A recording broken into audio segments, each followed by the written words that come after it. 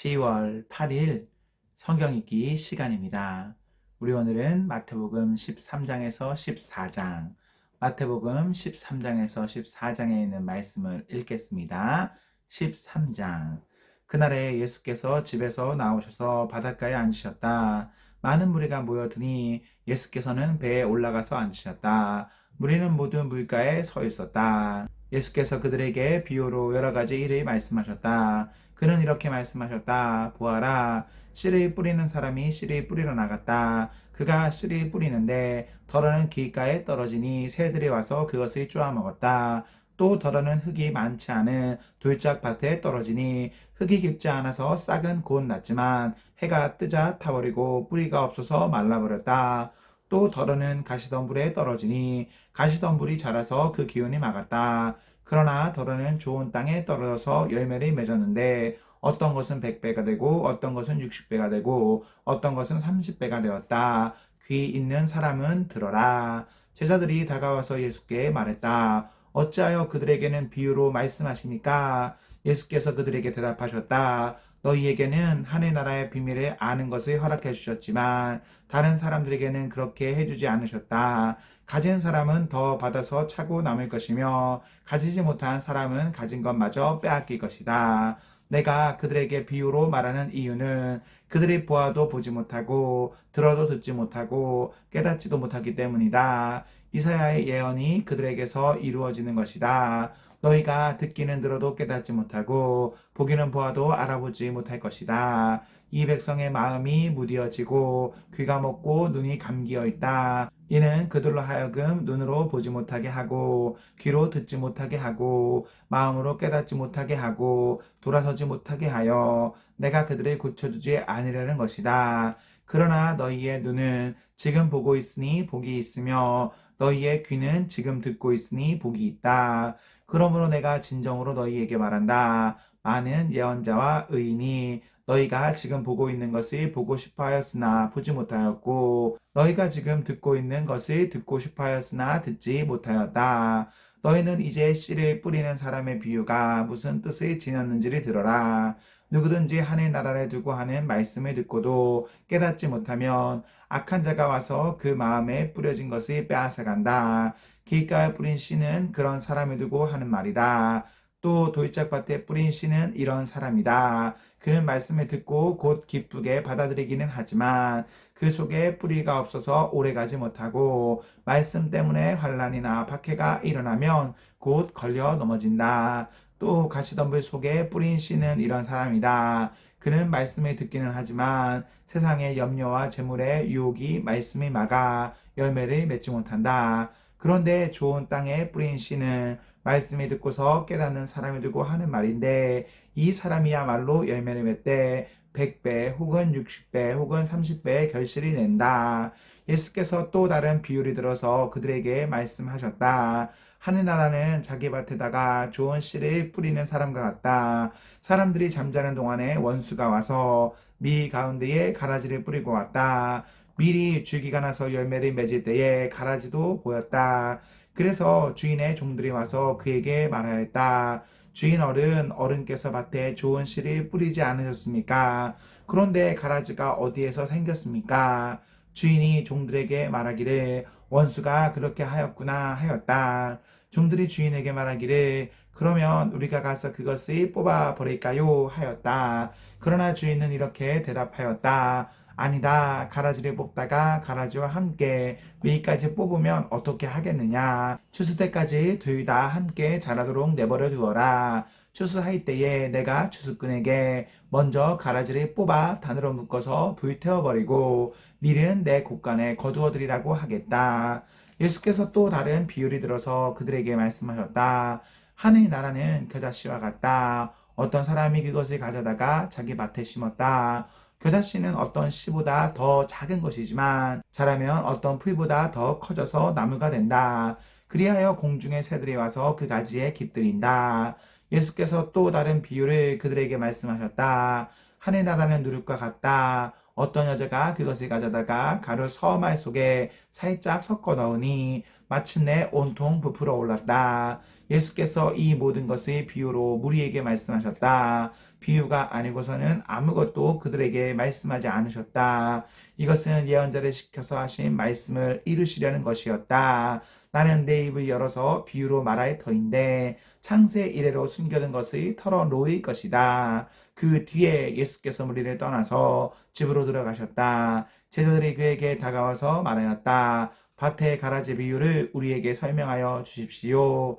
예수께서 말씀하셨다. 좋은 씨를 뿌리는 이는 인자요, 밭은 세상이다. 좋은 씨는 그 나라의 자녀들이요, 가라지는 악한 자의 자녀들이다. 가라지를 뿌린 원수는 악마요, 추수 때는 세상 끝날이요, 추수꾼은 천사들이다. 가라지를 모아다가 불에 태워버리는 것과 같이 세상 끝날에도 그렇게 할 것이다. 인자가 천사들의 분의 터인데 그들은 죄 짓게 하는 모든 이들과 불법을 행하는 모든 사람들을 자기 나라에서 모조리 끌어다가 불 아궁이에 쳐넣을 것이다. 그러면 그들은 거기서 울며 이리 갈 것이다. 그때의 의인들은 그들의 아버지의 나라에서 해와 같이 빛날 것이다. 귀 있는 사람은 들어라. 하늘나라는 밭에 숨겨놓은 보물과 같다. 어떤 사람이 그것을 발견하면 제자리에 숨겨두고 기뻐하며 집에 돌아가서는 가진 것을 다 팔아서 그 밭에 산다.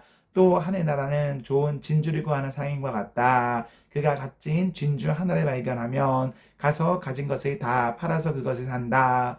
또 하늘나라는 바다에 그물을 던져서 온갖 고기를 잡아 올리는 것과 같다. 그물이 가득 차면 해변에 끌어올려 놓고 앉아서 좋은 것들을 그릇에 담고 나쁜 것들은 내버린다. 세상 끝날에도 이렇게 할 것이다. 천사들이 와서 의인들 사이에서 악한 자들이 가려내서 그들의 불 아궁이에 쳐넣을 것이니 그들은 거기서 울며 이리 갈 것이다.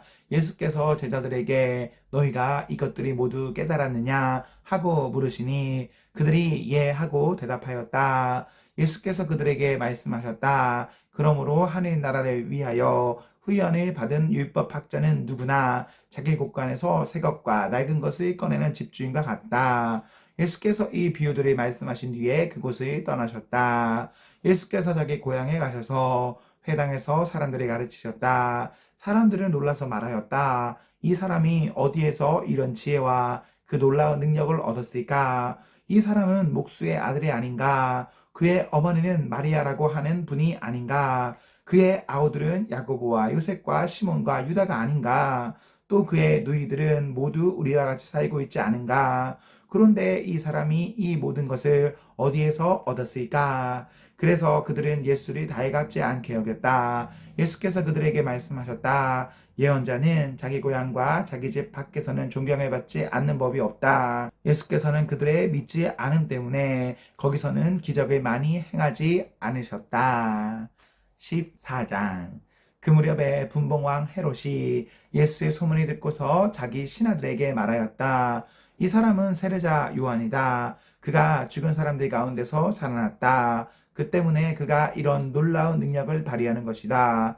헤롯은 일찍이 자기 동생 빌립의 아내 헤로디아의 일 때문에 요한을 잡아다가 묶어서 감옥에 가둔 일이 있었다. 그것은 요한이 헤롯에게 그 여자를 차지하는 것은 옳지 않습니다 하고 여러 차례 말하였기 때문이다. 그래서 헤롯은 요한을 죽이려고 하였으나 민중이 두려워서 그렇게 하지 못하였다. 그것은 그들이 요한을 예언자로 여기고 있었기 때문이다. 그런데 마침 헤롯의 생일에 헤로디아의 딸이 손님들 앞에서 춤을 추어서 헤롯을 즐겁게 해주었다. 그리하여 헤롯은 그 소녀에게 청하는 것은 무엇이든지 해주겠다고 맹세로서 약속하였다. 소녀는 자기 어머니가 시킨 대로 말하였다. 세례자 요한의 머리를 쟁반에 담아서 이리로 가져다 주십시오. 왕은 마음이 괴로웠지만 이미 맹세를 하였고 또 손님들이 보고 있는 앞이므로 그렇게 해주라는 명령을 내리게 되었다. 그래서 그는 사람을 보내서 감옥에서 요한의 목을 베게 하였다. 그 머리를 쟁반에 담아서 가져다가 소녀에게 주니 소녀는 그것을 자기 어머니에게 가져갔다. 요한의 제자들이 와서 그 시체를 거두어다가 장사 지내고 나서 예수께 가서 알려드렸다. 예수께서 그 말을 들으시고 거기에서 배를 타고 따로 외딴 곳으로 물러가셨다. 이 소문이 퍼지니 무리가 여러 동네에서 몰려 나와서 걸어서 예수를 따라왔다. 예수께서 배에서 내려서 큰 무리를 보시고 그들의 불쌍히 여기시고 그들의 가운데서 앓는 사람들을 고쳐주셨다. 저녁 때가 되니 제자들이 예수께 다가와서 말하였다. 여기는 빈들이고 날도 이미 저물었습니다. 그러니 무리를 헤쳐 보내어 제각기 먹을 것을 사 먹게 마을로 보내시는 것이 좋겠습니다. 예수께서 그들에게 말씀하셨다. 그들이 물러갈 필요 없다. 너희가 그들에게 먹을 것을 주어라. 제자들이 예수께 말하였다. 우리에게 있는 것이라고는 빵 5개와 물고기 2마리밖에 없습니다. 이때 예수께서 말씀하셨다. 그것들을 이리로 가져오너라. 그리고 예수께서는 무리를 풀밭에 앉게 하시고 나서 빵 5개와 물고기 2마리를 들고 하늘을 우러러보시고 축복 기도를 드리신 다음에 떼어서 제자들에게 주시니 제자들이 이를 무리에게 나누어 주었다. 그들은 모두 배불리 먹었다. 남은 부스러기를 모으니 12강주리에 가득 찼다. 먹은 사람은 여자들과 어린 아이들 외에 어른 남자만도 5,000명쯤 되었다. 예수께서는 곧 제자들을 재촉하여 배에 태워서 자기보다 먼저 건너편으로 가게 하시고 그동안에 무리를 헤쳐 보내셨다. 무리를 헤쳐 보내신 뒤에 예수께서는 따로 기도하시려고 산에 올라가셨다. 날이 이미 저물었을 때에 예수께서는 홀로 거기에 계셨다. 제자들이 탄 배는 그 사이에 이미 육지에서 멀리 떨어져 있었는데 풍랑에 몹시 시달리고 있었다. 바람이 거슬러서 불어왔기 때문이다. 이른 새벽에 예수께서 바다 위로 걸어서 제자들에게 가셨다. 제자들이 예수께서 바다 위로 걸어오시는 것을 보고 겁에 질려서 유령이다 하며 두려워서 소리를 질렀다. 예수께서 곧 그들에게 말씀하셨다. 안심하여라. 나다. 두려워하지 말아라. 베드로가 예수께 말하였다. 주님, 주님이시면 나더러 물 위로 걸어서 주님께로 오라고 명령하십시오. 예수께서 오너라 하고 말씀하셨다. 베드로는 배에서 내려 물 위로 걸어서 예수께로 갔다. 그러나 베드로는 거센 바람이 불어오는 것을 보고 무서움에 사로잡혀서 물에 빠져 들어가게 되었다. 그때 그는 주님 살려주십시오 하고 외쳤다. 예수께서 곧 손을 내밀어서 그를 붙잡고 말씀하셨다. 믿음이 적은 사람아 왜 의심하느냐. 그리고 그들이 함께 배에 오르니 바람이 그쳤다. 배 안에 있던 사람들은 그에게 무릎을 꿇고 말하였다. 선생님은 참으로 하나님의 아들이십니다. 그들은 바다를 건너가서 게네사렛 땅에 이르렀다. 그곳 사람들이 예수를 알아보고 주위의 온 지방으로 사람을 보내어 병자를 모두 그에게 데려왔다. 그들은 예수께 그의 옷수만이라도 손이 되게 해달라고 간청하였다. 그리고 손이 된 사람은 모두 나았다. 아멘, 아멘. 네, 우리 오늘 말씀을 모두 읽었습니다. 우리 오늘 하루도 하나님과 사랑 앞에서 행복하십시오. 성령 충만하십시오. 안녕.